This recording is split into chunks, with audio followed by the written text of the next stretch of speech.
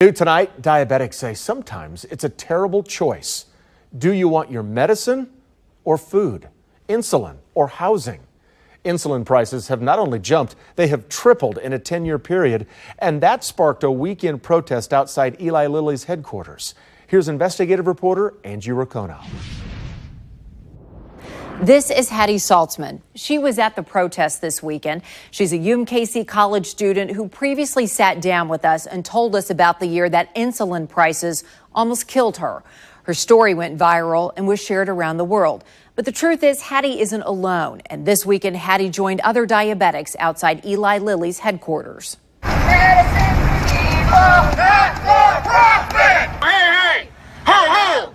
Christianity got to go! In this crowd, show me what democracy looks like! Everyone has a story. One man talked about how he pays $900 a month for 3 vials of insulin, and because it's so expensive, he starves himself for most of the month. Some became homeless. Others dropped out of college. Some can't afford to retire. This is not the way that it should be. They gave up everything to afford the one thing The cost of insulin. they need to survive, insulin. Hattie is here too.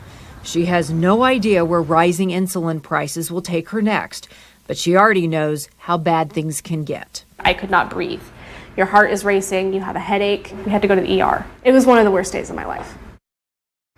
It's nice to not have to explain exactly how it feels to have to ration your insulin to survive and stuff, and everybody here they get it. You can just be that one voice that may make the difference. They get it, but they question who's going to change things. And the price keeps going up, and it will never come down until legislative change starts to happen. This woman spends more than $25,000 every year for insulin and supplies. I don't want to hear stories about the sacrifices that families are making to keep their little ones alive. I don't want to hear about 26-year-olds passing away because they can't afford their insulin.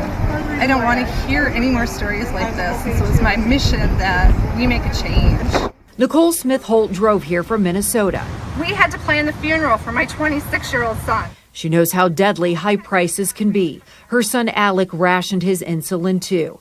That's because his new insurance plan had a $7,600 deductible. His insulin was $1,300 a month. He died 3 days before his next paycheck. Kind of strange to know that, in a way, I'm Alec, her son, but just in a slightly better circumstance. We didn't say much, we just kind of hugged each other. We knew each other already. We've never spoken in person. We've tweeted at each other and that's about it, but we already knew each other. We need more people to speak up. Medicines for people, not for profit! And they know what's happening with insulin prices can no longer be ignored. We need more people to share their stories. We don't want our government or Eli Lilly or anybody to think that these are isolated incidences, because it's not. People are dying. The people who gathered this weekend say about 60% of all diabetics ration their supplies because the medicine is so expensive. And of course, this isn't a new cutting-edge medication. Insulin is almost 100 years old. And here's an interesting fact. The original patent for insulin was sold for $3. The creators did that to help make it more affordable. Angie Racono, KCTV5 News.